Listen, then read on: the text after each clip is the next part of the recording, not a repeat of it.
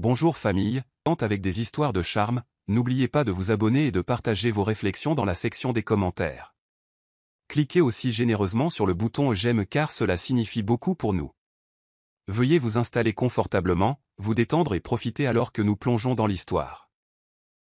Nina et Okwa se tenaient dans la cuisine faiblement éclairée de leur modeste appartement de Lagos, l'odeur du riz jollof et du tilapia grillé flottant dans l'air.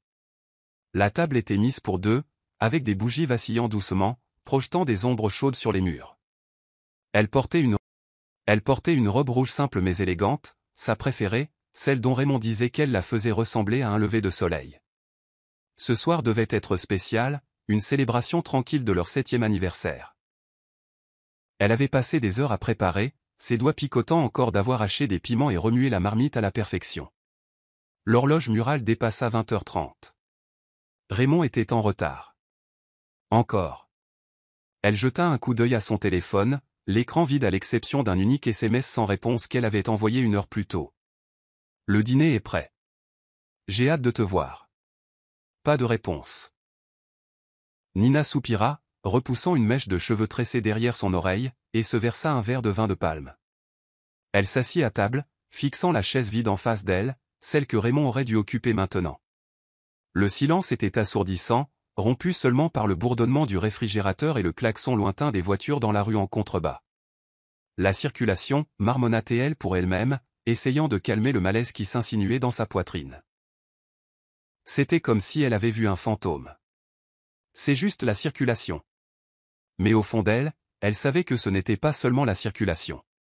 Raymond était distant depuis des mois, colérique, distrait, les yeux toujours rivés sur son téléphone. Elle avait mis cela sur le compte du stress de sa nouvelle start-up technologique, celle dans laquelle elle avait investi ses économies, celle pour laquelle elle avait quitté son emploi de boulangère pour le soutenir. Mais dernièrement, ses excuses semblaient plus minces, ses sourires forcés. La porte d'entrée grinça à 22h17. Le cœur de Nina bondit, et elle se leva, lissant sa robe. Raymond entra en traînant les pieds, sa cravate desserrée, son blazer jeté sur une épaule. Il ne la regarda pas, ne remarqua pas les bougies ni les assiettes fumantes de nourriture. Au lieu de cela, il laissa tomber ses clés sur le comptoir et se dirigea directement vers le réfrigérateur, attrapant une bouteille de bière. « Salut » dit doucement Nina, forçant un sourire. « Tu es rentré ?»« Ouais » grogna-t-il en décapsulant la bouteille. « Longue journée. » Elle attendit qu'il remarque la table, l'effort, la robe. Il ne le fit pas, « J'ai fait le dîner » dit-elle en désignant le festin. « C'est notre anniversaire. » Raymond se figea, la bière à mi-chemin de ses lèvres. Pendant une fraction de seconde, la culpabilité traversa son visage, mais elle disparut aussi vite qu'elle était venue. « Oh, c'est vrai. Désolé, j'ai oublié. Les réunions se sont terminées tard. » Le sourire de Nina vacilla. « Tu as oublié ? » « Écoute Nina, je suis épuisé, dit-il, le ton sec. On peut faire ça un autre soir ? Sa gorge se serra, mais elle hocha la tête, ravalant sa peine. Bien sûr. Je vais emballer tout ça. Il ne répondit pas, faisant déjà défiler son téléphone alors qu'il s'affaissait sur le canapé. Nina se détourna, ses mains tremblant alors qu'elle enveloppait la nourriture intacte dans du papier d'aluminium. Les bougies brûlaient plus bas, la cire coulant sur la nappe. Elle se sentait comme l'une de ces bougies, fondant lentement, inaperçue, pendant que le monde continuait sans elle. Le lendemain matin, Nina se réveilla dans un lit vide. Le côté de Raymond était froid, les draps à peine froissés. Il était parti sans un mot, pas même un mot. Elle s'assit, se frottant les yeux, la piqûre de la nuit dernière encore fraîche. L'appartement semblait trop grand, trop calme. Elle se traîna jusqu'à la cuisine, où les récipients en aluminium du dîner de la veille reposaient intacts dans le réfrigérateur. Sa poitrine lui faisait mal, mais elle refoula sa douleur, se disant qu'elle réagissait de manière excessive. En rangeant le salon, elle aperçut le blazer de Raymond drapé sur une chaise.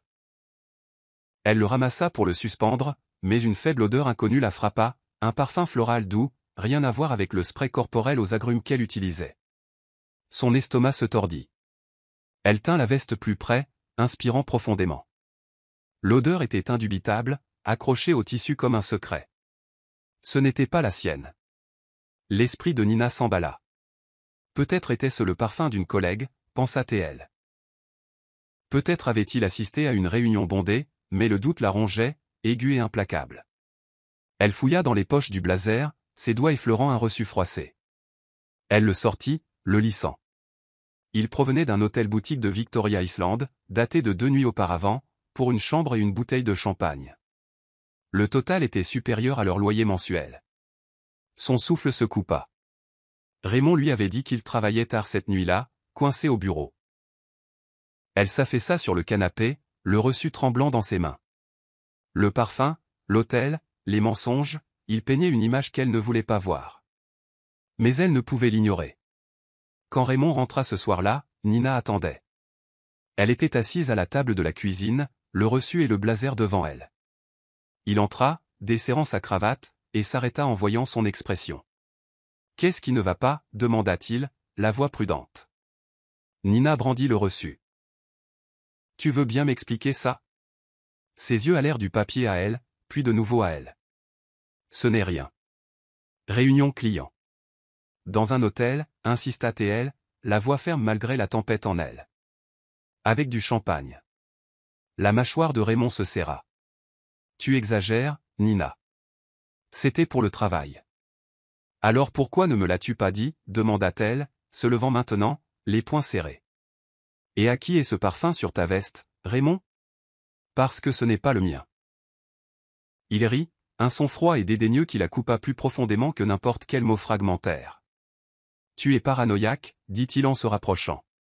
Tu fais une montagne d'un rien. »« Je ne suis pas stupide, lança Nina, la voix s'élevant. Ne me mens pas. » Le visage de Raymond se durcit. « Tu veux la vérité ? Très bien. Tu m'étouffes, Nina. Toujours à râler, toujours à me surveiller comme si j'étais un criminel. J'en ai marre. » Il attrapa sa veste et sortit en trombe, claquant la porte derrière lui. Nina resta figée, le reçu toujours à la main. L'appartement était de nouveau silencieux, mais cette fois, cela ressemblait à la fin de quelque chose. Les jours suivants furent un flou de silence et d'évitement. Raymond allait et venait comme un fantôme, parlant à peine à Nina. Quand il était à la maison, il était collé à son téléphone, ses pouces volant sur l'écran, un léger sourire se dessinant sur ses lèvres. Nina essaya de lui parler, de combler le fossé, mais chaque tentative se heurta à de l'irritation ou de l'indifférence. Un soir, elle trouva un autre reçu, celui-ci d'une bijouterie. Son cœur se serra.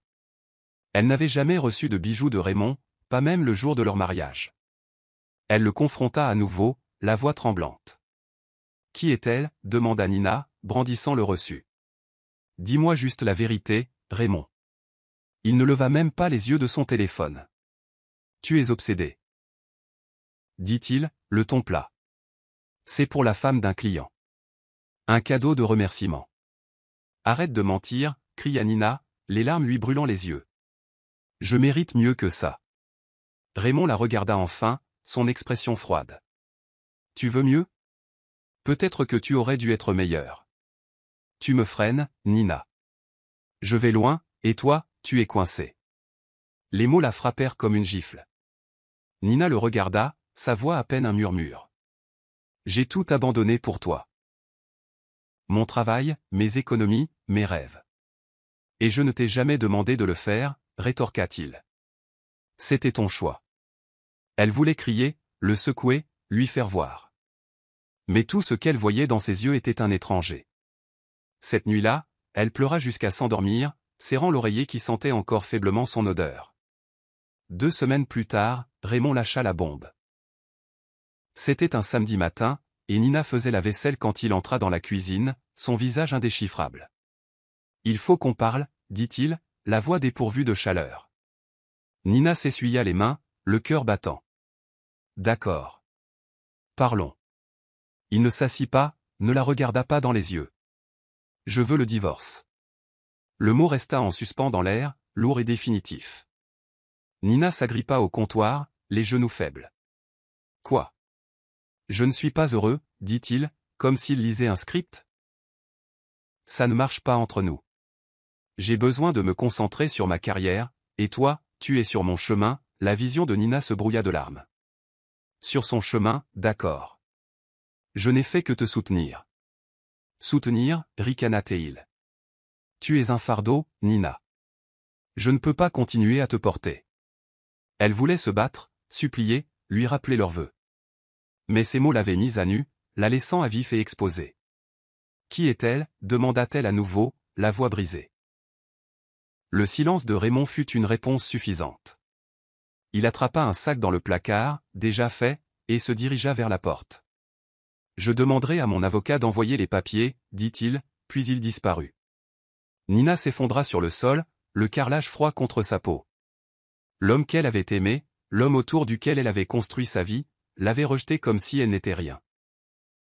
Une semaine plus tard, Nina parcourait son téléphone, essayant de se distraire de la douleur, quand elle le vit, une photo sur les réseaux sociaux qui la glaça sur place.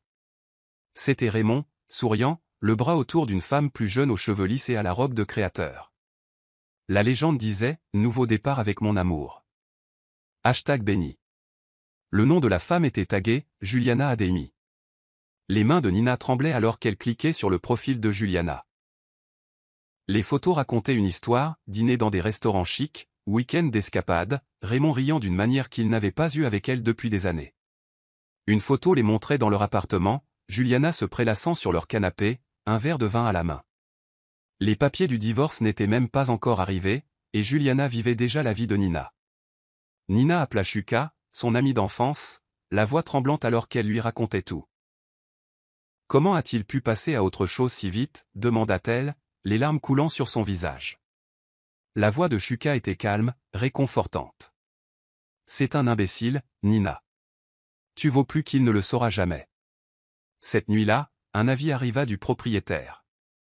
L'appartement était au nom de Raymond, et il avait cessé de payer le loyer. Nina avait 3 jours pour partir. Sans emploi, sans économie et sans foyer, elle fit une seule valise et se présenta à la porte de Shuka, les yeux rouges et le cœur brisé. « Je suis désolée » murmura-t-elle alors qu'il ouvrait la porte. Shuka la serra dans ses bras. « Tu n'es pas seule, Nina. Tu ne le seras jamais. » En entrant dans son petit appartement encombré, Nina sentit le poids de sa nouvelle réalité. Elle était sans abri, trahie et brisée. Mais quelque part, au fond d'elle, une étincelle vacilla, une promesse silencieuse qu'elle se relèverait. Nina Okwa était assise en tailleur sur le canapé usé du minuscule appartement de Shuka à Lagos, sa valise appuyée contre le mur comme une invitée importune. L'air sentait légèrement la banane plantain frite et l'huile de moteur provenant de l'atelier de mécanique de Shuka au rez-de-chaussée. Ses yeux, encore gonflés de larmes, traçaient les fissures du plafond tandis qu'elle serrait une tasse de thé ébréchée. Cela faisait 3 jours qu'elle avait été expulsée de l'appartement qu'elle partageait avec Raymond, 3 jours qu'elle était devenue une statistique, sans abri, malgré sa maîtrise en informatique, malgré les années passées à construire les rêves de son mari au lieu des siens. Shuka entra de la cuisine, équilibrant une assiette d'akara et un sourire compatissant. « Mange quelque chose, Nina » dit-il en posant l'assiette sur la table basse. « Tu me fais peur avec ce regard dans le vide. » Elle réussit un faible sourire. « Je vais bien, Shuka. Juste en train de traiter l'information. » Traiter l'information ? Il s'assit à côté d'elle, sa large carrure faisant grincer le canapé. « Tu n'es pas un ordinateur, Nina. Tu as le droit de ressentir ça. » Raymond a roulé dans la farine. C'est normal d'être en colère. Les doigts de Nina se resserrèrent autour de la tasse. En colère ne suffit pas. Je lui ai tout donné. Mes économies, ma carrière, ma confiance. Et maintenant je suis ici, à squatter ton canapé comme une œuvre de charité. Tu n'es pas une œuvre de charité, dit fermement Shuka. Tu es de la famille. Et ce canapé ? Il porte ton nom aussi longtemps que tu en auras besoin. Elle le regarda, ses yeux bienveillants et son sourire facile contrastant vivement avec le détachement froid de Raymond. Shuka avait toujours été là, son roc depuis leurs années d'université où ils s'étaient liés d'amitié lors de sessions de codage nocturne et de rêves partagés de changer le monde. Je ne sais pas comment te remercier, dit-elle doucement. Tu n'as pas à le faire, répondit-il en rapprochant l'assiette. Mange juste l'akara avant qu'il ne refroidisse. Alors que Nina prenait une bouchée, son téléphone vibra sur la table. Elle jeta un coup d'œil à l'écran, une notification de sa banque. Son solde bancaire était d'un misérable 3472 naira nigérians. Sa gorge se serra. Comment en suis-je arrivé là, marmonna-t-elle, plus pour elle-même que pour Shuka. J'avais un plan. Une vie. Shuka se pencha en arrière, son expression pensive. Les plans changent, Nina. Tu n'es pas fini. Tu es juste en train de redémarrer. Redémarrer? Elle rit amèrement. Je ne suis pas un ordinateur portable, Shuka. Je suis une femme de 32 ans sans emploi, sans foyer. Et avec un futur ex-mari qui s'installe avec sa maîtresse dans mon appartement. Alors fais un nouveau plan, dit-il, imperturbable. Tu es la personne la plus intelligente que je connaisse. Tu as construit la start-up de Raymond à partir de zéro. Tu as des compétences que les gens tueraient pour avoir. Ce n'est qu'un contretemps. Nina voulait le croire, mais le poids de la trahison et de la perte l'accablait. Elle posa la tasse et enfouit son visage dans ses mains. Je ne sais même pas par où commencer. Shuka tendit la main, lui serrant doucement l'épaule. Commence par respirer. Ensuite, on trouvera une solution ensemble. Le lendemain matin, Nina se réveilla au son de Shuka s'affairant dans la cuisine, fredonnant un vieil air de Fela Kuti. Elle s'étira, le dos endolori par un canapé bosselé, et remarqua une pile de courriers sur la table basse. Shuka devait l'avoir ramené de la boîte aux lettres en bas. La plupart étaient des factures à son nom, mais une enveloppe se distinguait, jaunie, avec une écriture élégante et un cachet de la Poste de Londres. Elle lui était adressée. Nina fronça les sourcils en la ramassant. Elle n'avait pas reçu de courrier physique depuis des années, encore moins de l'étranger. L'adresse de l'expéditeur indiquait un cabinet d'avocats dont elle n'avait jamais entendu parler, Osor-Nesson. Sa curiosité piquée, elle l'ouvrit, en sortant une seule feuille de papier vélin épais. « Chère Madame Okwa », commençait la lettre. « Nous avons le regret de vous informer du décès de votre oncle, Frédéric Okwa, le 12 mars. En tant que sa seule parente survivante, vous avez été nommé principal bénéficiaire de sa succession. Veuillez contacter notre bureau dès que possible pour discuter des détails de votre héritage. » Le souffle de Nina se coupa. Oncle Fred? Elle ne l'avait pas vu depuis son enfance, quand il venait à Lagos les poches pleines de bonbons et d'histoires de ses voyages. C'était un reclus, un homme brillant mais excentrique qui avait quitté le Nigeria des décennies auparavant pour poursuivre une mystérieuse entreprise technologique. Elle avait entendu dire qu'il avait gagné de l'argent, mais leur contact s'était réduit à néant après la mort de ses parents. Pourquoi lui laisserait-il quelque chose? Shuka passa la tête dans la pièce, une spatule à la main. Ça va? On dirait que tu as vu un fantôme. Nina brandit la lettre, la voix tremblante. Mon oncle Fred est mort. Apparemment, je suis son héritière. Les yeux de Shuka s'écarquillèrent. Héritière? Genre, héritière d'argent? Ou tu hérites de sa vieille collection de timbres? Je ne sais pas, admit-elle en parcourant à nouveau la lettre. Ça ne le dit pas. Juste que je dois appeler ce cabinet d'avocats à Londres. Alors appelle, dit Shuka en lui lançant son téléphone. Qu'est-ce que tu attends? Nina hésita, son pouce planant sur l'écran. Et si c'était une erreur? Ou une arnaque? Mais quelque chose au fond d'elle la poussa à composer le numéro. Elle prit une profonde inspiration et composa le numéro. Une voix britannique et nette répondit. Osor-Nesson. Comment puis-je vous aider? Bonjour, c'est Nina Okwa, dit-elle, la voix mal assurée. J'ai reçu une lettre concernant mon oncle, Frédéric Okwa. Un instant, s'il vous plaît. Il y eut une pause, puis une nouvelle voix se fit entendre, plus âgée et plus chaleureuse. Madame Okwa, ici Lionel Ossorn. Je suis ravi que vous ayez pris contact. Votre oncle était un client très cher, et il parlait en termes élogieux de vous. Nina cligna des yeux. Vraiment? Je le connaissais à peine. Il a suivi votre vie de loin, dit Ossorn. Il était fier de vos réussites universitaires. Maintenant, concernant sa succession, je préférerais en discuter en personne. Pouvez-vous vous rendre à Londres? Voyager? Nina jeta un coup d'œil à Shuka, qui articulait « Qu'est-ce qui se passe ?» Elle couvrit le téléphone. « Ils veulent que j'aille à Londres. »« Alors vas-y, » murmura Shuka avec véhémence. « Je n'ai pas l'argent pour un billet, » dit-elle à Ossorn, l'embarras se glissant dans sa voix. « Ne vous inquiétez pas, » répondit-il doucement. « La succession couvrira toutes les dépenses. Un jet privé sera organisé pour vous demain. Est-ce que cela vous convient? La mâchoire de Nina tomba. Un jet privé? Shuka faillit laisser tomber sa spatule. Est-ce qu'il vient de dire jet privé? Le lendemain, Nina se retrouva à bord d'un élégant jet Gulfstream, sirotant de l'eau pétillante et regardant les nuages. Les sièges en cuir sentaient la richesse, et un steward lui offrit un plateau de sushi qu'elle était trop nerveuse pour manger. Elle n'arrivait toujours pas à croire que cela arrivait. Hier, elle était sans abri. Aujourd'hui, elle s'envolait pour Londres pour réclamer un héritage qu'elle ne comprenait pas. Quand l'avion atterrit, une Bentley avec chauffeur la conduisit à un bureau aux parois de verre à Canary Wharf. Lionel Hawthorne l'accueillit, un homme aux cheveux argentés en costume sur mesure, son bureau garni d'acajou et de volumes juridiques. Il lui désigna un siège et fit glisser un épée. Et dossier sur le bureau. Quoi, votre oncle n'était pas un homme ordinaire, commença-t-il. Il a fondé Fredcore Holdings, un conglomérat technologique mondial spécialisé dans l'IA et les énergies renouvelables. Au moment de son décès, sa valeur nette était estimée à 7,2 milliards de livres.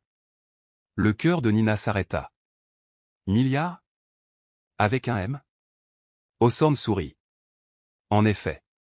Et en tant que son unique héritière, vous héritez de l'intégralité de sa succession. Ses actions, ses propriétés et ses liquidités. Elle s'agrippa aux accoudoirs, l'esprit chavirant. Mais pourquoi moi? Il ne me connaissait même pas, il en savait assez, dit Hawthorne en ouvrant le dossier. Il admirait votre résilience, votre intellect. Il vous a laissé une lettre. Il lui tendit une enveloppe cachetée. Les mains de Nina tremblaient en l'ouvrant. L'écriture de Fred était soignée. Délibérée. Nina. Tu as toujours été l'étincelle de notre famille. J'ai bâti cet empire, mais je n'avais personne avec qui le partager. Il est à toi maintenant. Fais-le briller. Des larmes montèrent à ses yeux. Elle avait passé des années à se sentir invisible, mais son oncle l'avait vue, avait cru en elle. Que se passe-t-il maintenant? Demanda-t-elle, la voix étranglée. Hawthorne se pencha en avant. Vous prenez le contrôle. Le conseil d'administration de Fredcore vous attend. Ils sont sceptiques bien sûr, une jeune femme sans expérience en entreprise. Mais le testament de votre oncle est inattaquable. Vous êtes la PDG. Avec effet immédiat. PDG? La voix de Nina craqua. Je ne suis pas prête pour ça. Vous le serez, dit Hawthorne avec confiance. Votre oncle vous a choisi pour une raison. Une semaine plus tard, Nina se tenait dans la salle de conférence aux parois de verre du siège de Fredcore à Londres, les paumes moites alors qu'elle faisait face à une douzaine de cadres en costumes impeccables.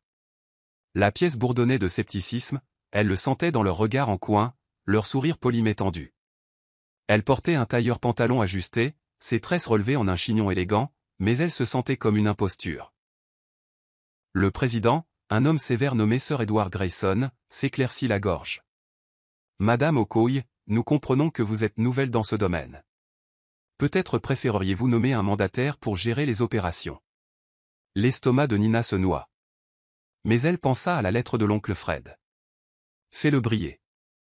Elle se redressa, rencontrant le regard de Grayson. Non, Sir Edward. Je suis ici pour diriger. Mon oncle m'a fait confiance. Et j'ai l'intention d'honorer cela. Un murmure parcourut la pièce. Une jeune cadre, Priya Sharma, se pencha en avant. Avec respect, Madame Okoye. Vous n'avez jamais dirigé d'entreprise. Quelle est votre vision pour Fredcore? Nina prit une profonde inspiration, son esprit tournant à plein régime. Elle avait passé la semaine dernière à dévorer les rapports de Fredcore, apprenant ses forces et ses faiblesses. Fredcore est un leader en IA, mais nous sommes en retard en matière d'accessibilité, dit-elle. Je veux démocratiser notre technologie, la rendre abordable pour les pays en développement, en commençant par le Nigeria. Et je veux investir dans l'innovation dirigée par des femmes. Nous passons à côté de talents parce que nous ne cherchons pas aux bons endroits. Priya haussa un sourcil. Impressionné. Audacieux. Mais coûteux. Le progrès l'est toujours, répondit Nina, sa confiance grandissant. Mais c'est ce que mon oncle aurait voulu. Grayson fronça les sourcils, mais Priya hocha la tête. Je suis intrigué. Voyons une proposition. À la fin de la réunion, Nina sentit une lueur d'espoir. Elle n'était pas seulement une héritière, elle était une dirigeante. Et elle était prête à le prouver. La nouvelle vie de Nina était un tourbillon. Elle emménagea dans un pantouse surplombant la Tamise, ses baies vitrées du sol au plafond encadrant la ligne d'horizon scintillante de Londres. Sa garde-robe se transforma. Robe sur mesure, talons Louboutin, une montre qui coûtait plus cher que son ancienne voiture. Mais ce n'était pas le luxe qui la ravissait, c'était le pouvoir de se reconstruire. Elle passait ses journées en session de stratégie, apprenant les ficelles de Fred Core avec Priya comme allié. Le soir, elle étudiait, déterminée à combler ses lacunes. Un soir, alors qu'elle sirotait un café dans son pantouse, Shuka appela en visio. « Regarde-toi, milliardaire !» La taquina Teil, son sourire large. « Ce pantouse est plus grand que tout mon atelier. » Nina rit, tournoyant sur sa chaise. « C'est surréaliste. J'ai l'impression de pouvoir me réveiller sur ton canapé à tout moment. »« Non, c'est ta vie maintenant, » dit Shuka. « Alors, quelle est la prochaine étape ? Tu vas acheter un yacht ? » Pas de yacht, dit-elle en souriant. Mais je lance un fonds pour les startups dirigées par des femmes au Nigeria. Et je te fais venir ici le mois prochain. J'ai besoin de mon meilleur ami. Les yeux de Shuka s'adoucirent. Tu n'as pas besoin de moi, Nina. Tu déchires tout. J'aurai toujours besoin de toi, dit-elle, la voix sincère. Tu as cru en moi quand je n'y croyais plus. Alors qu'il raccrochait, Nina regarda la ville, son reflet net dans la vitre. Elle n'était pas la femme brisée que Raymond avait quittée. Elle était Nina Okoye, milliardaire, PDG, et une force avec laquelle il fallait compter. Et ce n'était que le début. Raymond Blake se prélassait sur le canapé modulable en peluche de l'appartement de Lagos qu'il partageait désormais avec Juliana, un verre de vin rouge à la main. La télévision hurlait en arrière-plan, réglée sur une chaîne d'affaires mondiale qu'il aimait faire semblant de comprendre. Juliana était dans la cuisine, fredonnant tout en faisant défiler son téléphone, ses ongles manucurés tapotant le comptoir. La vie était belle, du moins c'est ce que Raymond se disait. Il avait fait un échange avantageux, n'est-ce pas ? Juliana était jeune, dynamique et ne le harcelait pas comme Nina l'avait fait. Bien sûr, sa start-up perdait de l'argent, et les contrats d'influenceuse de Juliana ne couvraient pas les factures aussi bien qu'il l'espérait, mais ils allaient bien. Ils devaient aller bien. La voix du présentateur interrompit ses pensées. Dans l'actualité technologique, Fred Core Holdings a fait sensation au sommet mondial de l'innovation à Dubaï, où sa nouvelle PDG, Nina Okoye, a annoncé une initiative révolutionnaire pour apporter l'éducation à l'IA aux communautés défavorisées. Raymond se figea, le verre de vin à mi-chemin de ses lèvres. Le nom de Nina le frappa comme un coup de poing. Il se tourna vers la télévision, et là, elle était. Sa Nina, debout à un pupitre, radieuse dans un blazer blanc élégant, ses tresses relevées en un chignon sophistiqué. La caméra zooma alors qu'elle parlait, sa voix confiante, imposante. La technologie ne devrait pas être un luxe, dit-elle. Chez Fred Core, nous construisons des ponts, pas des murs. Le verre de vin glissa de la main de Raymond, se brisant sur le parquet. Le vin rouge s'étendit comme du sang. Mais il ne le remarqua pas. Ses yeux étaient rivés sur l'écran, où le visage de Nina était maintenant placardé sur un graphique, Nina Okoye, l'héritière milliardaire qui transforme la tech. Juliana accourut. Ses yeux se rétrécissant devant le désordre. « Raymond, qu'est-ce qui se passe, bon sang ?» C'était mon verre préféré. C'est elle, marmonna-t-il en pointant la télé. Nina. Juliana jeta un coup d'œil à l'écran, ses lèvres se pinçant. Ton ex ? Qu'est-ce qu'elle fait à la télé ? Le présentateur continua, Okoye, qui a hérité de Fred Core Holdings de son défunt oncle, a pris d'assaut le monde de la technologie, avec une valeur nette estimée à 7,2 milliards de livres. La mâchoire de Juliana tomba. Milliards ? Est-ce qu'ils viennent de dire milliards ? L'esprit de Raymond vacilla. Nina, la femme qu'il avait rejetée comme un fardeau, était milliardaire ? La femme qui lui préparait ses repas, tenait ses comptes et le suppliait de rester était maintenant une icône mondiale ? Il se sentit mal, l'estomac noué par un mélange d'incrédulité et de regret. Juliana croisa les bras. Sa voix sèche. Tu ne m'as pas dit qu'elle était riche. Elle ne l'était pas, rétorqua Raymond en passant une main dans ses cheveux. Elle était fauchée quand je l'ai quittée. Ça doit être une erreur. Ce n'est pas une erreur, dit Juliana en attrapant son téléphone et en tapant furieusement. Regarde ça. Elle lui fourra l'écran sous le nez, montrant un hashtag en tendance, #NinaOquarise. Les publications affluaient, des extraits du discours de Nina, des photos d'elle en tailleur de créateur, des articles la louant comme une visionnaire. Raymond s'affaissa sur le canapé. Son visage pâle. Comment est-ce arrivé, murmura-t-il. Mais au fond de lui, il savait. Nina avait toujours été brillante, le cerveau derrière les premiers succès de sa start-up. Il ne l'avait tout simplement jamais valorisée. Et maintenant, le monde le faisait. Plus tard dans la nuit, Juliana arpentait l'appartement, ses talons claquant contre le sol. La télévision était éteinte, mais le visage de Nina persistait dans son esprit comme un mauvais rêve. Elle avait passé la soirée à parcourir le nouveau profil public de Nina, son travail caritatif, son pantouse à Londres, ses interviews élogieuses. Chaque publication attisait un feu dans la poitrine de Juliana, un mélange toxique d'envie et d'insécurité. Raymond était assis à la table à manger, fixant son ordinateur portable, où il avait affiché le site web de Fred Core. La photo de Nina était au premier plan. Son sourire serein et pourtant puissant. Il n'avait pas beaucoup parlé depuis la nouvelle, son charme habituel remplacé par un silence maussade. Juliana cessa d'arpenter et se tourna vers lui. « Tu penses encore à elle, n'est-ce pas ?» Raymond leva les yeux, surpris. « Quoi ? Oh. Je suis juste choqué. » Choqué ? La voix de Juliana dégoulinait de sarcasme. « Ou tu regrettes d'avoir largué une milliardaire ? » Ne commence pas, prévint-il en fermant l'ordinateur portable. Je ne savais pas qu'elle hériterait de quoi que ce soit. Elle n'était personne quand je l'ai rencontrée. Personne ? Juliana rit, un son dur et amer. Elle dirige un empire technologique, Raymond. Et toi ? Tu supplies les investisseurs pour des miettes pendant que je me démène pour nous maintenir à flot. La mâchoire de Raymond se serra. Tu savais à quoi t'attendre. Ne fais pas comme si tu étais une martyre. Oh, s'il te plaît, rétorqua-t-elle en se rapprochant. J'ai signé pour un homme avec de l'ambition, pas un perdant qui ne peut s'empêcher d'être obsédé par son ex. Tu aurais dû rester avec elle si elle est si géniale. Il se leva, la voix s'élevant. Tu crois que je ne sais pas que j'ai tout gâché ? Je l'ai quittée parce que je pensais que je pouvais faire mieux.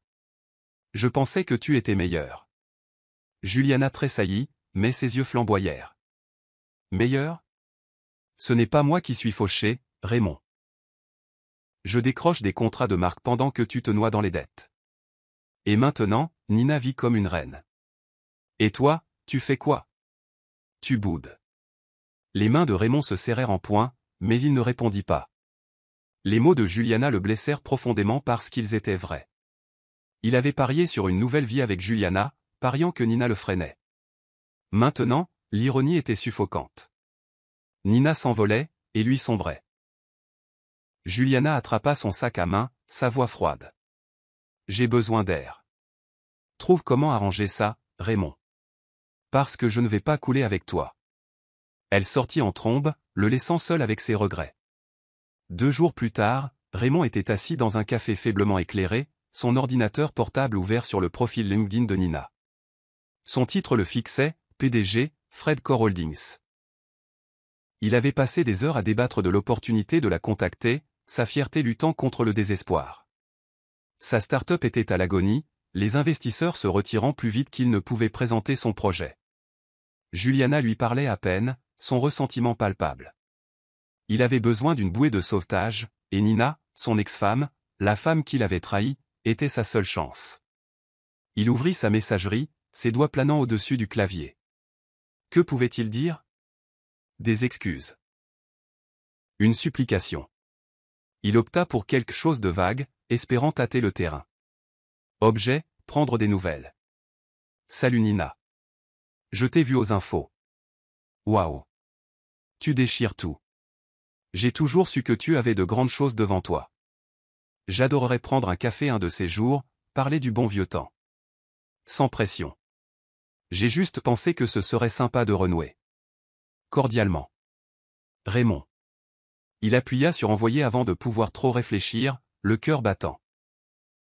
Il l'imagina lisant, peut-être souriant, peut-être lui pardonnant. Mais alors que les minutes s'écoulaient sans réponse, le doute s'insinua. Et si elle l'ignorait? Et si elle le détestait? De l'autre côté de l'Atlantique, Nina était dans son Penthouse londonien, examinant des propositions pour la nouvelle initiative éducative de Fred Core. Son téléphone émit une notification de mail, et elle y jeta un coup d'œil, s'attendant à une autre mise à jour ennuyeuse. Quand elle vit le nom de Raymond, son estomac se tordit. Elle ouvrit l'email, ses yeux parcourant les mots, chacun dégoulinant d'une fausse sincérité. Elle se pencha en arrière dans son fauteuil, un rire amer lui échappant. Le bon vieux temps, marmonna-t-elle. Tu veux dire quand tu m'as trompé et laissé sans abri? Son assistante, Priya, passa la tête dans la pièce. Tout va bien, Nina?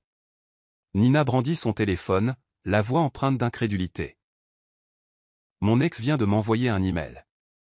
Il veut prendre des nouvelles. Les sourcils de Priya se haussèrent. Le type qui t'a largué pour cette influenceuse? Quel est son but? Probablement de l'argent, dit Nina en jetant le téléphone sur le bureau. Sa start-up cool. Je l'ai vu sur un blog tech. Il est désespéré. Priya eut un sourire narquois. Tu vas répondre? Nina y réfléchit un instant, son doigt planant sur le bouton de réponse. Une partie d'elle voulait déverser des années de douleur, lui dire à quel point il l'avait brisée. Mais une autre partie, la plus forte, savait qu'il ne méritait pas ces mots. Elle fit glisser l'email vers la corbeille. Non, dit-elle fermement. Il ne vaut pas mon temps. Priya sourit. Ça, c'est ma PDG. Laisse-le mariner. Nina sourit, sentant un poids se lever. L'email de Raymond était un rappel de son passé, mais il aiguisa aussi sa concentration sur son avenir. Elle n'était pas la femme qu'il avait laissée derrière. Elle était Nina Okwa, et elle était imparable. L'ascension de Nina n'était plus seulement une nouvelle. C'était un mouvement. Au cours des semaines suivantes, elle consacra son énergie à la nouvelle mission de Fred Core, autonomiser les femmes dans la technologie. Elle lança un fonds de 100 millions de dollars pour les startups dirigées par des femmes, en se concentrant sur l'Afrique et l'Asie du Sud. Lors d'une conférence de presse à Lagos, elle se tint devant une foule de journalistes et d'entrepreneurs, la voix calme et inspirante. Les femmes sont l'avenir de l'innovation, dit-elle, ses yeux balayant la salle. Pendant trop longtemps, nous avons été mises de côté, sous-estimées. Fred Core change cela. Nous investissons dans les rêves, dans le talent, dans la prochaine génération de leaders. La foule éclata en applaudissements, les appareils photo crépitants. Les réseaux sociaux s'enflammèrent avec le hashtag Nina Okwa Rise en tendance mondiale. Les femmes partageaient leurs histoires de difficultés dans le secteur technologique, taguant Nina comme leur inspiration. Elle lisait chaque message, répondant à autant qu'elle le pouvait, le cœur empli de détermination. Un soir, elle visita un espace de coworking à Lagos, où de jeunes femmes présentaient leurs startups à son équipe. Une codeuse de 22 ans nommée Esha attira son attention avec une présentation pour une application qui connectait les agriculteurs ruraux au marché en utilisant l'IA.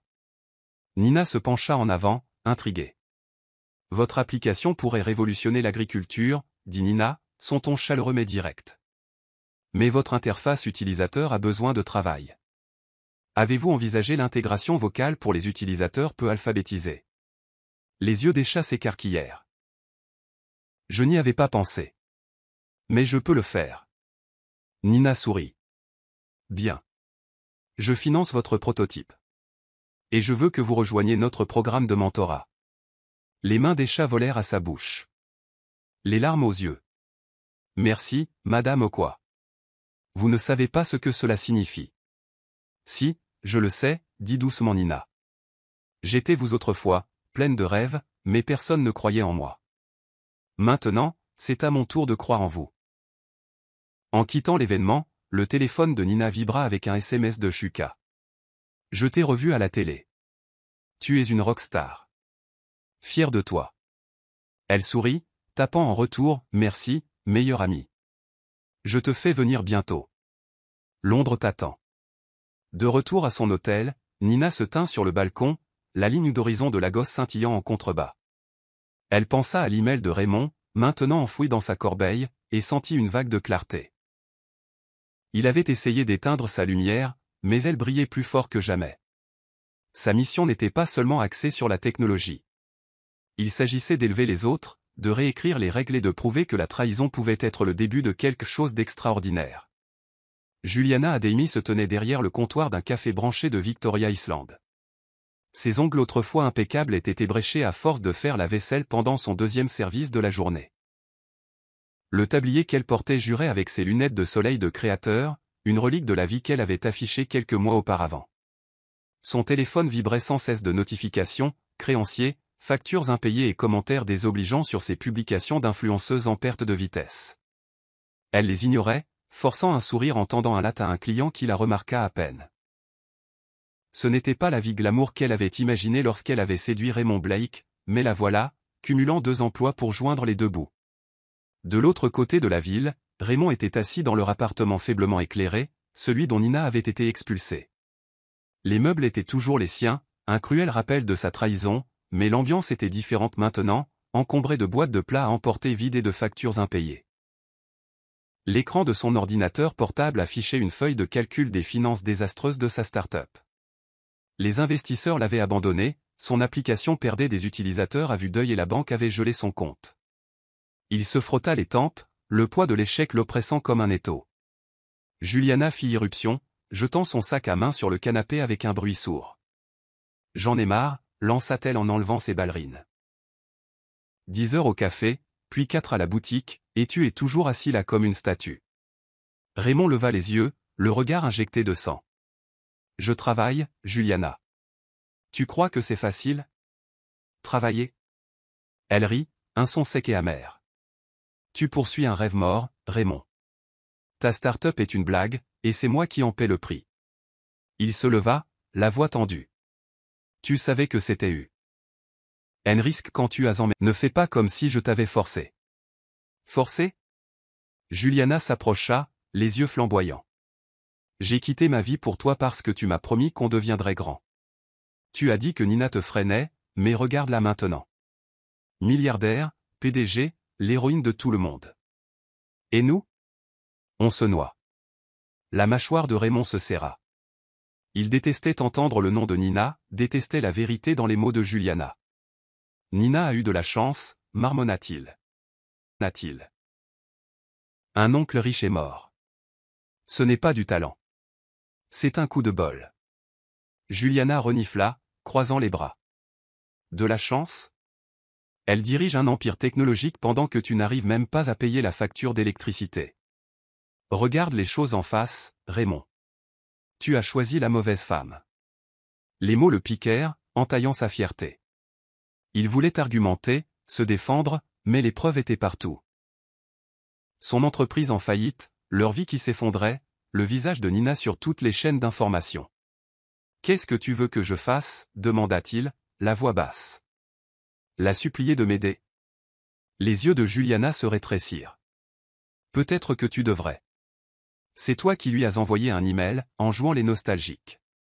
C'était quoi ça, hein ? Essayer de revenir en rampant ? J'étais juste en train de tâter le terrain, admit-il en se rasseyant sur sa chaise. Elle n'a pas répondu. Bien sûr qu'elle n'a pas répondu, dit Juliana, la voix dégoulinant de dédain. Elle vit sa meilleure vie, et tu n'es plus rien pour elle maintenant. Tout comme tu commences à n'être plus rien pour moi. Raymond la regarda, l'air chargé de tension. Juliana attrapa son téléphone et se dirigea vers la chambre en trombe, claquant la porte. Seul, il rouvrit son ordinateur portable, affichant la dernière interview de Nina. Elle était radieuse, parlant d'autonomisation et d'innovation. Il ressentit un pincement, pas seulement du regret, mais de l'envie. Elle était devenue tout ce qu'il ne serait jamais. Nina se tenait sur une estrade à Lagos, la salle de bal de l'éco-hôtel scintillant de lustre et bourdonnant de l'élite nigériane. Le premier gala de charité de sa fondation était un triomphe. Des centaines de participants, des millions récoltés pour l'éducation technologique dans les zones rurales. Elle portait une robe émeraude fluide, sa présence imposante alors qu'elle remerciait la foule. « Il ne s'agit pas de moi, dit-elle, la voix claire. Il s'agit des filles qui coderont l'avenir, des femmes qui changeront le monde. » Les applaudissements furent assourdissants, les appareils photo crépitants. Nina se sentit vivante, le cœur plein. Mais alors qu'elle descendait de la scène, une agitation à l'entrée attira son attention. La sécurité se disputait avec un homme tenant un bouquet de roses. Son estomac se noua en le reconnaissant. Raymond. Il bouscula les gardes, son costume froissé, son visage empourpré. Nina, appela-t-il, assez fort pour faire tourner les têtes. La salle se tut, tous les yeux rivés sur lui alors qu'il s'approchait, les fleurs tendues en avant comme un bouclier. Il faut que je te parle. Nina se figea, le pouce accélérant. Elle ne l'avait pas vu depuis qu'il était parti, la laissant briser. Maintenant, il était là, gâchant son moment. Elle redressa les épaules, sa voix glaciale. Ce n'est pas le moment, Raymond. S'il te plaît, dit-il en se rapprochant. Sa voix portant par-dessus les murmures. J'ai tout gâché. Je sais que je t'ai blessé, et je suis désolé. Je veux juste arranger les choses. La foule chuchota, les téléphones enregistrant déjà. Le visage de Nina brûlait, mais elle garda son sang-froid. Tu crois que des fleurs et un coup d'éclat public réparent ce que tu as fait, demanda-t-elle, le ton sec. Tu m'as laissé sans rien, Raymond. Tu n'as pas le droit de débarquer maintenant parce que je gagne. Le visage de Raymond rougit, mais il insista, le désespoir dans les yeux. J'avais tort, d'accord? Je le vois maintenant. Tu es incroyable, Nina. J'ai toujours su que tu étais spéciale. Nina rit, un son froid et cinglant. Tu ne savais rien. Tu m'as traité de fardeau, tu as dit que je te freinais. Maintenant tu me vois à la télé, et soudain je suis spécial? Garde ça pour toi. La foule haleta, certains applaudissant doucement. La main de Raymond tomba, les roses se fanant dans sa poigne. Nina, s'il te plaît. Murmura-t-il. Je me noie. Mon entreprise. Ton entreprise. Elle s'avança, les yeux flamboyants. Tu veux dire celle que j'ai construite pour toi? Celle que tu as ruinée pendant que tu poursuivais ta nouvelle vie? N'ose pas me demander de l'aide. La sécurité intervint, mais Nina leva la main, les arrêtant. Elle se pencha plus près, sa voix basse mais ferme. Tu as fait ton choix, Raymond. Assume-le. Puis elle se tourna, passant devant lui comme s'il était invisible, sa robe traînant comme la cape d'une reine. La salle éclata en applaudissements, les femmes acclamant le plus fort. Raymond resta là, humilié, tandis que la sécurité l'escortait dehors. Nina rejoignit le gala, le cœur battant mais la tête haute. Elle avait affronté son passé et avait gagné. Le lendemain matin, l'affront du gala était partout. Des extraits de la démolition de Nina devinrent viraux, cumulant des millions de vues. Twitter explosa avec le hashtag #GlowUpOftesiècle, des mèmes de Nina passant devant Raymond avec la légende « Quand tu t'améliores et que ton ex supplie ». Les TikTokers recréèrent le moment, certains ajoutant une musique dramatique, d'autres faisant du playback sur le « Garde ça pour toi » de Nina. Une influenceuse populaire publia « Nina Okwa vient de donner à chaque femme la permission de laisser les ex toxiques dans la poussière. » Icône.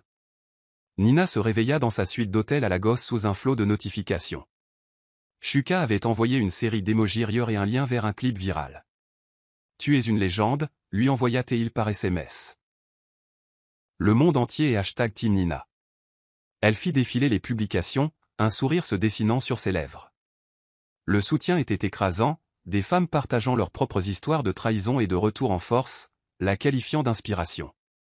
Mais c'est un message privé d'Esha, la jeune codeuse qu'elle avait financée, qui la toucha le plus, merci de nous montrer comment rester debout. Je veux être comme vous. Nina répondit, vous l'êtes déjà. Continuez de briller. Elle posa son téléphone, ressentant un mélange de fierté et de soulagement. Le monde avait vu sa force, et cela résonnait. De l'autre côté de la ville, Raymond était assis dans un bar miteux, sirotant une bière tandis que son téléphone vibrait de notifications. Des amis lui envoyaient les clips, certains moqueurs, d'autres apitoyés. Il regarda une vidéo, les mots de Nina résonnant, « Tu as fait ton choix. Assume-le. » Son visage brûlait de honte. Le barman, un homme grisonnant, le regarda. Dure journée, hein? J'ai vu ton ex à la télé. Elle est quelque chose. Raymond grogna, buvant son verre d'un trait. Elle n'était pas comme ça quand on était mariés. Le barman gloussa. Peut-être qu'elle l'était, et que tu ne l'as juste pas vue. Raymond ne répondit pas, mais les mots restèrent. Il avait sous-estimé Nina, et maintenant le monde la célébrait tandis qu'il était la risée de tous. Juliana fit ses valises en silence, l'appartement semblant plus petit à chaque objet qu'elle fourrait dans sa valise. Les clips viraux de l'humiliation de Raymond au gala avaient été la goutte d'eau. Elle les avait regardés en boucle, sa colère grandissant à chaque visionnage. Il s'était ridiculisé, et elle avec, en courant après Nina devant le monde entier. Elle en avait marre de le porter, marre de ses excuses et de ses échecs. Raymond entra en titubant, empestant la bière, les yeux troubles. « Qu'est-ce que c'est » demanda-t-il en désignant la valise. « Je pars » dit Juliana en fermant la valise. « Je ne peux plus faire ça. » Il cligna des yeux, abasourdi. « Partir ? À cause du gala ? C'était une erreur, d'accord ? J'essayais d'arranger les choses. » Arranger les choses ? Elle se tourna, la voix venimeuse. « Tu t'es humilié, Raymond. Et moi avec. Tu crois que je vais rester pendant que tu supplies ton ex pour des miettes ? Je ne suis pas Nina. » La mention de Nina le piqua, mais Raymond répliqua. « Tu ne peux pas juste partir. On est une équipe. » « Une équipe ?» Juliana rit, hissant son sac. « Je travaille 2 emplois pendant que tu rêves ici. Tu es fauché, Raymond. Ta start-up est morte, et je ne vais pas couler avec toi. » Il lui attrapa le bras, le désespoir dans la voix. « Juliana, s'il te plaît. Je vais trouver une solution. On ira bien. » Elle se dégagea, les yeux froids. « Tu as eu ta chance. Tu as choisi cette vie. Pas moi. » Elle sortit, la porte claquant derrière elle. Raymond resta seul, l'appartement étrangement silencieux. Il s'affaissa sur le canapé. La tête entre les mains. D'abord Nina, maintenant Juliana. Toutes les deux l'avaient quitté, et toutes les deux avaient eu raison de le faire. Le karma avait bouclé la boucle, et il n'avait personne à blâmer d'autre que lui-même. Pendant ce temps, Nina était de retour à Londres, planifiant son prochain coup. Elle était assise avec Priya, examinant les candidatures pour son fonds de start-up. Celle-ci, dit Nina en désignant une proposition pour une académie de codage à énergie solaire au Ghana. Finançons-la. Priya hocha la tête en souriant. Tu changes des vies, Nina. Le clip du gala ? Ce n'est pas juste un moment, c'est un mouvement. Nina se pencha en arrière, les yeux brillants. Bien. Continuons comme ça. Elle ne survivait plus seulement, elle prospérait, et le monde regardait. Nina Okwa descendit d'un élégant VUS noir dans les rues animées de Yaba, à Lagos, l'odeur familière du pain frais et du gazole la frappant comme une vague de nostalgie. Le soleil tapait sur le trottoir fissuré, et le bourdonnement des okadas et des vendeurs de rue emplissait l'air. Elle ajusta ses lunettes de soleil, sa combinaison pantalon crème sur mesure contrastant vivement avec le chaos décontracté qui l'entourait. C'était le quartier où elle avait travaillé des années auparavant, à la boulangerie de Mamaté, avant de tout abandonner pour les rêves de Raymond. Aujourd'hui, elle était de retour, non pas comme caissière, mais comme milliardaire avec un plan. L'enseigne délavée de la boulangerie pendait toujours au-dessus de la porte, sa peinture s'écaillant mais l'arôme de puff-puff et de chin-chin aussi invitant que jamais. Nina poussa la porte, la cloche tintant, et entra. Le petit espace était bondé de clients, leur bavardage se mêlant au cliquetis des plateaux. Derrière le comptoir, Mamaté elle-même, cheveux gris, corpulente et au regard perçant, aboyait des ordres à une jeune caissière qui luttait avec une caisse enregistreuse. Mamaté aperçut Nina et se figea, ses mains enfarinées s'arrêtant en plein mouvement. « Nina Okwa ? C'est toi, mon enfant ?» Nina sourit, enlevant ses lunettes de soleil. « C'est moi, Mama. Ça fait longtemps. » La femme plus âgée se précipita autour du comptoir, s'essuyant les mains sur son tablier avant de serrer Nina dans une étreinte à lui briser les os. « Regarde-toi toute pimpante. Je t'ai vue à la télé, dirigeant cette grande entreprise. Je n'aurais jamais pensé que ma caissière deviendrait milliardaire. » Nina rit, une chaleur se répandant en elle. « J'ai beaucoup appris de vous, Mama. Comment se débrouiller, comment continuer ?» Mamaté fit un geste de la main, ses yeux pétillants. « PFF, tu as toujours été vive. Trop vive pour cet endroit. » Elle se pencha plus près, baissant la voix. « J'ai entendu parler de ton ex qui s'est ridiculisé à ton gala. Tu lui as montré, hein ? Le sourire de Nina se crispa brièvement, mais elle hocha la tête. Il appartient au passé. Je suis ici pour l'avenir. Mamat haussa un sourcil. L'avenir? Tu comptes acheter ma recette de puff-puff? Mieux, dit Nina en sortant un dossier de son sac. Je veux acheter la boulangerie. Non pas pour la fermer, mais pour l'agrandir. La transformer en chaîne, former de jeunes femmes à la boulangerie et aux affaires, en faire un centre d'autonomisation. Les yeux de Mamat s'écarquillèrent alors qu'elle prenait le dossier, parcourant la proposition. Tu es sérieuse? Cet endroit, c'est ma vie, Nina. Je ne suis plus aussi jeune qu'avant, mais... Je sais, dit doucement Nina. Vous resteriez partenaire, superviseriez la vision. Je m'occuperai du financement, de la croissance. Nous l'appellerons Mamates Empowerment Back. Votre héritage, mes ressources. Les lèvres de Mamat tremblèrent, et elle posa le dossier, la voix étranglée. Tu fais tout ça pour moi? Après tout ce que tu as traversé? Pas seulement pour vous, dit Nina. Pour chaque femme à qui on a dit qu'elle n'était pas assez. C'est notre revanche. Mamat la serra à nouveau dans ses bras, les larmes aux yeux. Marché conclu, mon enfant. Faisons briller cette boulangerie. Alors que Nina partait, les clients chuchotaient, certains prenant des photos. Elle se sentit plus légère, comme si elle avait retrouvé une partie d'elle-même. La boulangerie n'était pas seulement un souvenir, c'était un symbole de sa résilience, et maintenant ce serait un phare pour les autres. Ce soir-là, Nina était assise sur le balcon de sa suite d'hôtel à Lagos, la ligne d'horizon de la ville scintillant en contrebas. Elle sirotait un verre de vin de palme, son esprit bourdonnant de projets pour la boulangerie et des prochaines étapes de sa fondation. Son téléphone s'alluma avec un SMS de Shuka. « Tu es libre? J'ai quelque chose à te dire. » Elle sourit, tapant en retour. « Viens. Le balcon est ouvert. » 20 minutes plus tard, Shuka arriva. Ses bleus de mécanicien troqués contre une chemise impeccable et un jean.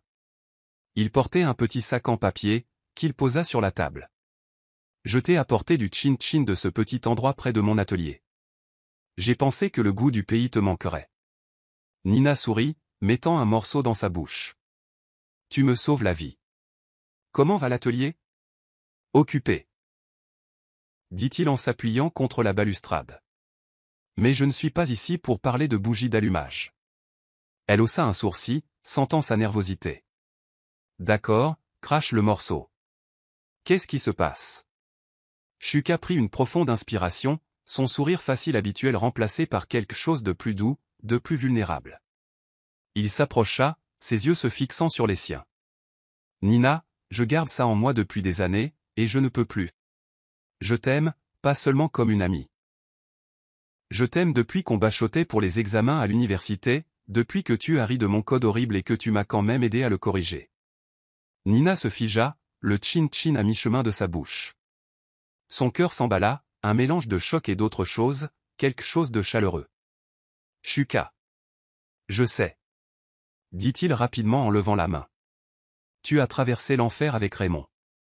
Je n'essaie pas de te mettre la pression, je voulais juste. Je devais le dire. Te voir t'élever, te voir devenir cette femme incroyable, ça m'a fait réaliser que je ne peux pas continuer à prétendre que ça me va d'être juste ton ami.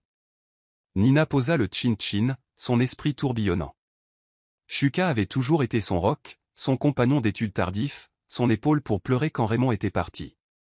Elle ne s'était jamais permis de le voir comme plus, trop prise par son mariage, puis par sa douleur. Mais maintenant, debout ici, sa sincérité la frappa comme une révélation. Shuka, dit-elle doucement en se levant pour lui faire face. Je ne sais pas quoi dire. Je tiens à toi, plus qu'à quiconque. Mais je suis encore en train de guérir. Raymond, il a brisé quelque chose en moi. Je sais, dit Shuka, la voix calme.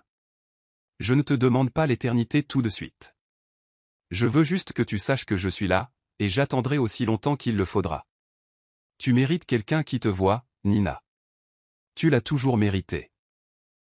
Elle le regarda dans les yeux, voyant le garçon qu'elle connaissait depuis des années et l'homme qui l'avait soutenu à travers tout. Tu es trop bien pour moi, dit-elle, un petit sourire perçant. Non, dit-il. Son sourire revenant. Je suis juste la bonne dose de bien. Ils rirent, la tension se relâchant. Nina attrapa sa main, la serrant doucement. Allons-y doucement, d'accord? Mais, je ne dis pas non. Le sourire de Shuka s'élargit, et il lui serra la main en retour. La lenteur, c'est ma vitesse. Je ne vais nulle part. Nina se tenait sur un terrain poussiéreux dans l'état d'Auguin. Ses bottes s'enfonçant légèrement dans la terre rouge. Autour d'elle, des ouvriers martelaient et perçaient, le squelette d'un nouveau bâtiment s'élevant contre l'horizon. C'était le site de son premier centre d'apprentissage, une académie technologique pour filles financée par l'initiative éducative de Fred Core. L'air vibrait de possibilités, et Nina le sentait jusqu'au plus profond d'elle-même. C'était son héritage qui prenait forme. Elle avait passé le mois dernier à voyager, Ghana, Kenya, Afrique du Sud. Rencontrant des éducateurs et des leaders communautaires pour reproduire le modèle. Aujourd'hui, c'était la cérémonie de pose de la première pierre, et une petite foule s'était rassemblée, des responsables locaux, des étudiants et quelques journalistes. Esha, la jeune codeuse que Nina avait encadrée, se tenait à côté d'elle, tenant une pelle de cérémonie. « Prête ?» demanda Nina en tendant un casque à Esha. Esha hocha la tête, les yeux brillants. « C'est irréel, Madame Okwa. Toute une académie grâce à vous. »« Pas seulement grâce à moi, » dit Nina en souriant. « Tu en fais partie aussi. Ton application va être enseignée ici. » La mâchoire d'Esha tomba. « Vraiment ? Vraiment ?» dit Nina en lui tapant sur l'épaule. « Maintenant, posons la première pierre. » Elles enfoncèrent leur pelle dans la terre, la foule acclamant tandis que la terre volait. Un journaliste s'approcha, micro à la main. « Madame Okwa, qu'est-ce qui a inspiré ce projet ?» Nina marqua une pause, son regard balayant la foule. « Je sais ce que c'est que de se sentir invisible, » dit-elle. « D'avoir des rêves mais pas de chemin. Ce centre est pour chaque fille à qui on a dit qu'elle ne pouvait pas. Nous leur donnons les outils pour prouver qu'elles le peuvent. » Le journaliste hocha la tête, griffonnant des notes. « Et les excuses publiques de votre ex-mari, comment cela s'inscrit-il dans votre histoire ?» Le sourire de Nina ne faiblit pas, ça ne s'inscrit pas. Mon histoire, c'est d'aller de l'avant, pas de regarder en arrière. La foule applaudit, et Nina ressentit une bouffée de fierté. Plus tard, alors qu'elle parcourait le site avec Esha, la jeune fille se tourna vers elle. « Vous êtes comme une super-héroïne, vous savez ça ?» Nina rit. « Pas de cap ici. Juste une femme qui a décidé de continuer. » Cette nuit-là, elle appela Shuka en visio depuis son hôtel, partageant le triomphe de la journée. « Tu aurais dû voir le visage d'Esha, » dit-elle, rayonnante. « Elle va changer le monde. »« Toi aussi, » dit Shuka, la voix chaleureuse. « Je suis fier de toi, Nina. Je le serai toujours. » Elle sourit, le cœur plein.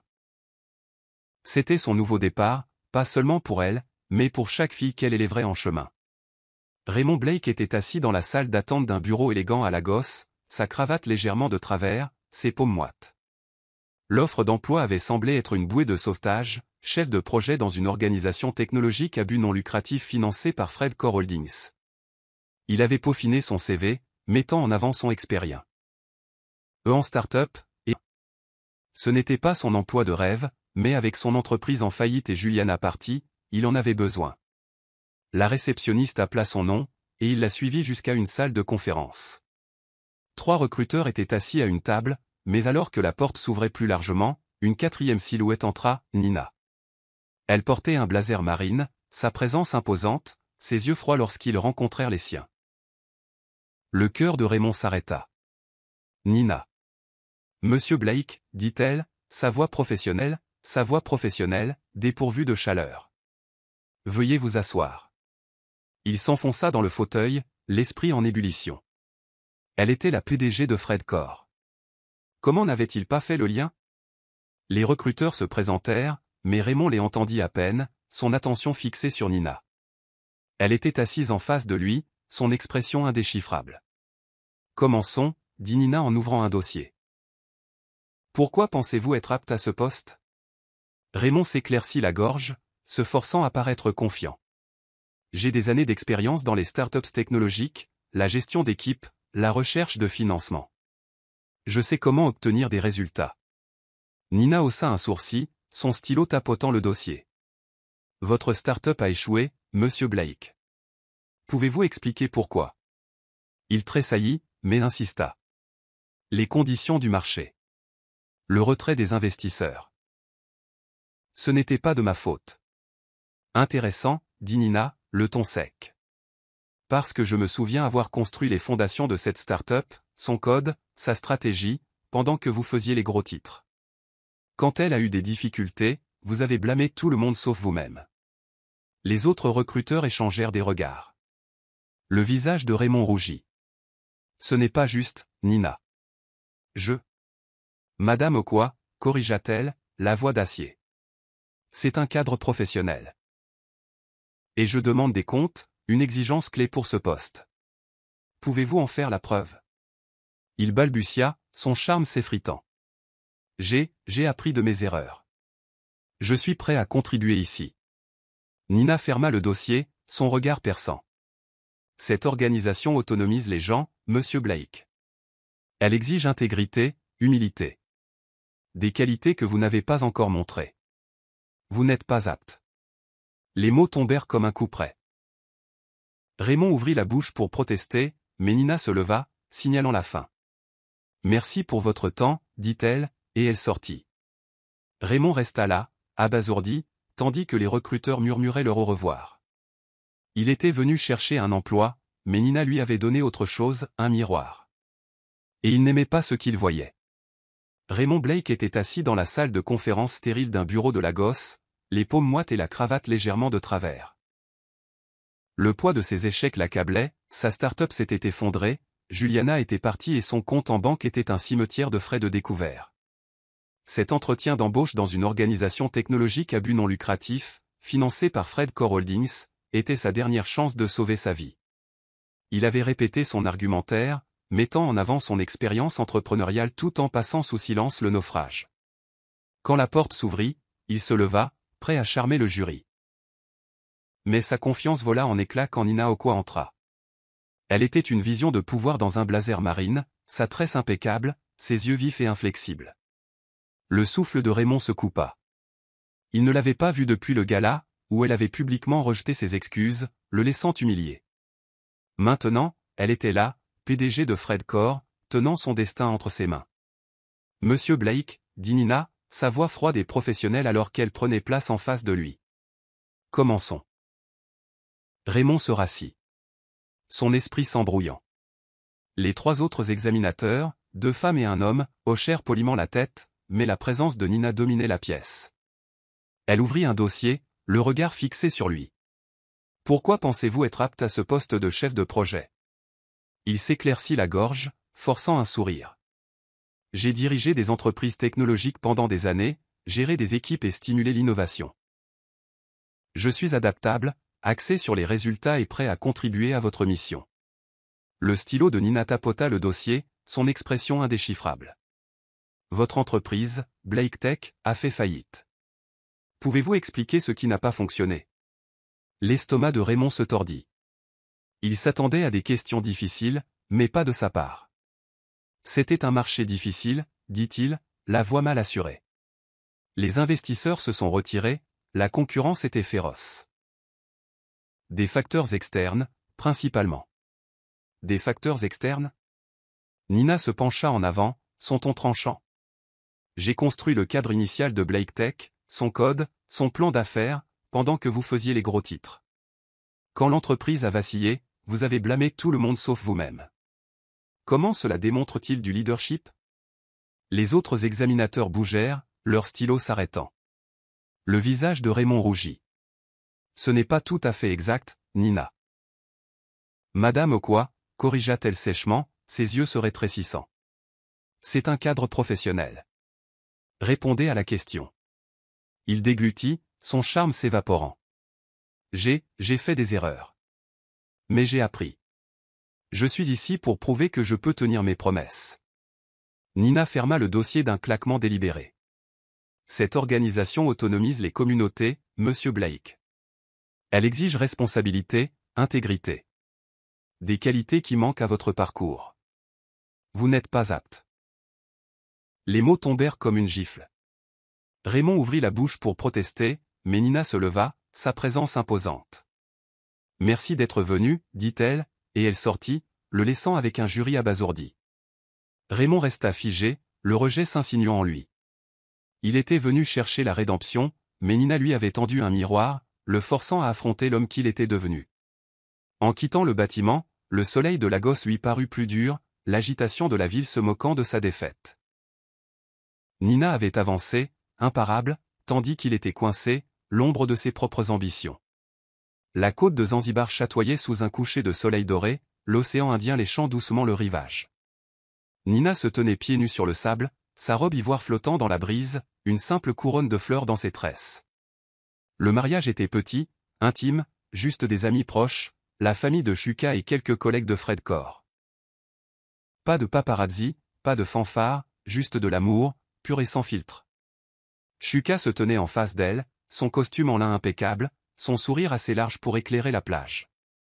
L'officiant, un ancien local, parlait de partenariat et de résilience, mais Nina entendait à peine les mots. Ses yeux étaient rivés sur Shuka, l'homme qui avait été son encre pendant ses jours les plus sombres, qu'il avait aimé quand elle ne pouvait pas s'aimer elle-même. Alors qu'ils échangeaient leurs vœux, la voix de Shuka était calme, sincère. « Nina, tu es ma meilleure amie, mon étincelle. Je promets de te soutenir, de rire avec toi, de te rappeler que tu es suffisante, parce que tu l'as toujours été. » Les yeux de Nina brillèrent, sa voix douce mais sûre. « Shuka, tu m'as vu quand j'étais invisible. Tu m'as donné la force, l'espoir, un foyer. Je promets de construire notre avenir ensemble, avec tout l'amour que j'ai. » Ils se passèrent les alliances au doigt, et la petite foule applaudit alors qu'ils s'embrassaient, l'océan en toile de fond scintillante. À la réception, sous un dais de guirlandes lumineuses, Nina et Shuka dansaient sur un air afro-béadou. Priya, son assistante et amie, s'approcha, une coupe de champagne à la main. « Tu ressembles à un rêve, dit Priya en souriant. C'est le plus heureuse que je t'ai vue. » Nina se pencha contre Shuka, qui l'enlaça. « C'est parce que je suis chez moi. » dit-elle. « Pas seulement ici, mais avec lui. » Shuka gloussa, lui embrassant le front. « Je t'avais dit que la lenteur était ma vitesse. » Priya leva son verre. « À l'amour lent et aux grandes victoires. Vous deux êtes imparables. » Plus tard, alors qu'il regardait les étoiles, Nina se tourna vers Shuka. « Tu sais, il y a un an, je pensais que ma vie était finie. Maintenant je suis ici, avec toi, à construire quelque chose de réel. » Shuka lui serra la main. « Tu t'es reconstruite, Nina. J'ai juste la chance d'être de la partie. » Elle sourit, le cœur plein. Ce n'était pas seulement un mariage, c'était une promesse, un nouveau chapitre écrit selon ses propres termes. 6 mois plus tard, Nina se tenait à la cérémonie d'inauguration de l'Académie technologique Frédéric Aucois à Lagos, un établissement ultramoderne brillant sous le soleil du matin. Le bâtiment était une merveille. Panneaux solaires, salles de classe ouvertes et laboratoires bourdonnants d'étudiants codant déjà leurs premiers projets. Des centaines de personnes s'étaient rassemblées, éducateurs, responsables gouvernementaux et jeunes filles de tout le Nigeria, les yeux écarquillés de possibilités.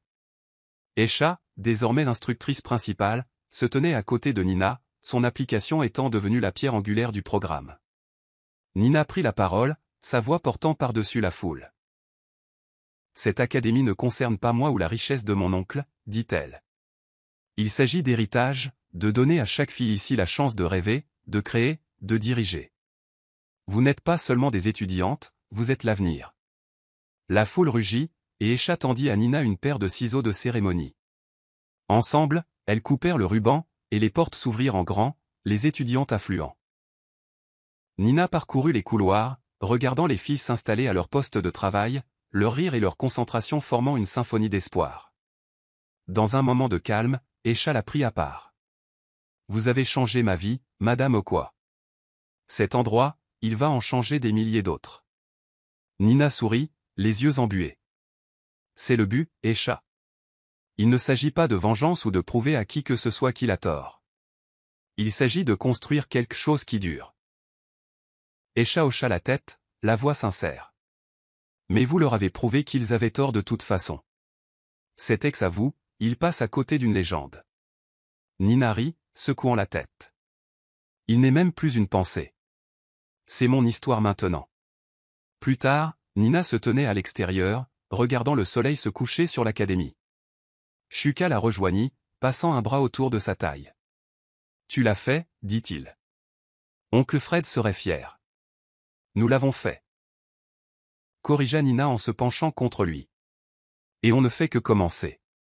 Ils rentrèrent, main dans la main, tandis que l'académie bourdonnait de vie.